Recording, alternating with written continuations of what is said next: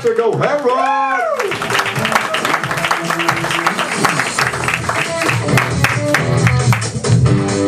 What's going on, Oswego? How you guys doing? Tonight's actually kind of a special night for me because this is actually my 1-year anniversary of doing stand-up comedy. Yeah! Thank you, good night. But it's actually also the 1-year anniversary of me deciding that I want to be poor for the rest of my life as well. So a little bit of background on me. I'm actually a survivor of testicular cancer. And the way that I found out was obviously one of my balls was bigger than the other. And in that situation, most people would go to the doctor, except I decided to go to my mother. That's an awkward conversation. So, Mom, I'm having a problem with, she's like, your balls? And I'm like, and it's, you know what, that's actually not the weird part, because that's actually how she finishes all of my sentences. So that's okay. So eventually she was like, well, maybe we should go to a doctor. And I'm like, that's a good idea. I should do that first. And the doctor's like, well, we got to get that out of there. And I'm like, thanks, Doc.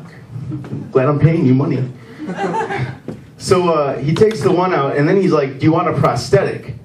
And I was like, a prosthetic ball? I'm like, why? It's not like they're fake boobs that I'm going to be showing off to everybody, you know? But then I realized the first time I sat down what the purpose of the prosthetic ball is, and that is basically, now that the one was removed, the other one is basically like acting like a roommate just moved out and now has all this room in which to just move about and just from side to side whenever it wants to. So basically what I'm saying is the first time I sat down was like sitting on the smallest, most painful beanbag ever. Just to paint a picture for you, you know. I've actually dated some crazy girls in my life. I dated this girl who was a fake witch. She tried to be a witch and she wasn't really good at it. But surprise, surprise, when I broke up with her, she actually started stalking me. So I had to go to her work, and you know, another show that she was a winner was she was a manager at a Taco Bell. So I had to go to her work. Thanks, I know, I'm pathetic, right? This was a long time ago, like 5 months ago. Anyway, so I had to go to her work and tell her to stop, you know, stalking me. And so I go there and she's like, yeah, we're closed, so I can't let you in. And I'm like, you are the only Taco Bell that closes. I'm like, you are missing out on a huge stoner market right now. So she made me walk around to the drive-thru, which I had to do because I didn't have my car because my buddies dropped me off. So I walk around and I'm like, hey, so stop stalking me, and also I would like a chalupa. My girlfriend's in the audience, and we always have weird things happen to us on dates. Like there was this one time we were hanging out at the Naperville Riverwalk, which is right there, by the way. And we were there, and we were just sitting down at one of the benches, and behind us we heard a rustling. So we turned around, and it was 2 raccoons. And they were just staring at us, and they were the most ridiculous and mean raccoons ever. Like, they told us, they're like, give us your effing food, man. I was like, I don't have food. And you're talking, and that's weird. So anyway, I'm like, I don't have food, raccoon. So all of a sudden they started like approaching, and they were like, and then one of them pulled out like ninja stars, and like they started throwing them at me.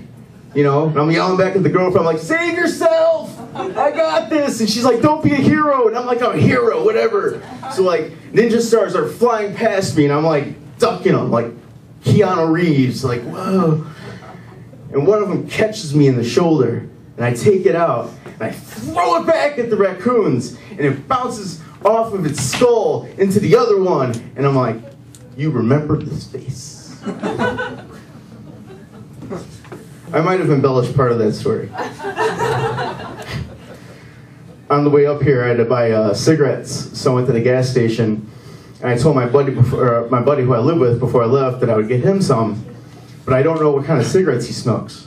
And so I had to call him, and I asked the lady behind the counter, the fine, classy lady behind the counter, it's like, can I use your phone? She's like, yes. And she goes like this.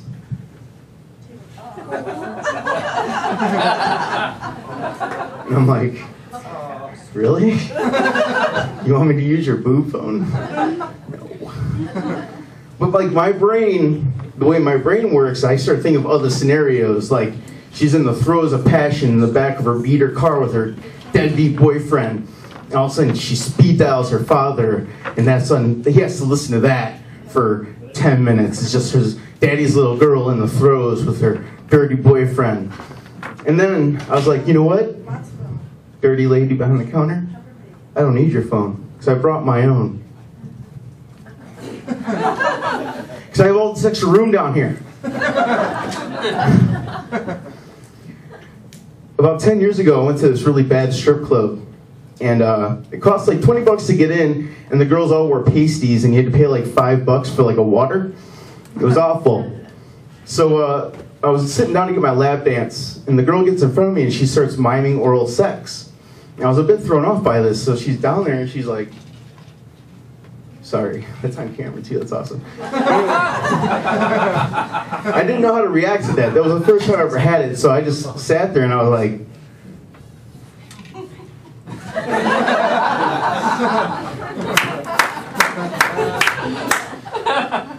a few years ago I actually tried online dating, and I immediately quit because my sister showed up as one of my matches. But it's okay, because we've been dating for like 2 years now. Yes. Score. Score?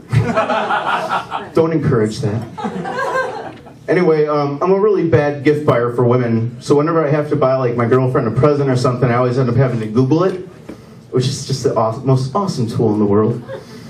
And so I Googled, gifts for women, because I'm smart. And a top 10 list popped up. And it was just like a top 10 list of things for women. And one of the things was an of the month club, like a cheese or a wine of the month. And the first thought that went in my stupid head was, aren't women already a part of an of the month club? Anyway, I'm Patrick O'Hara. That was my time.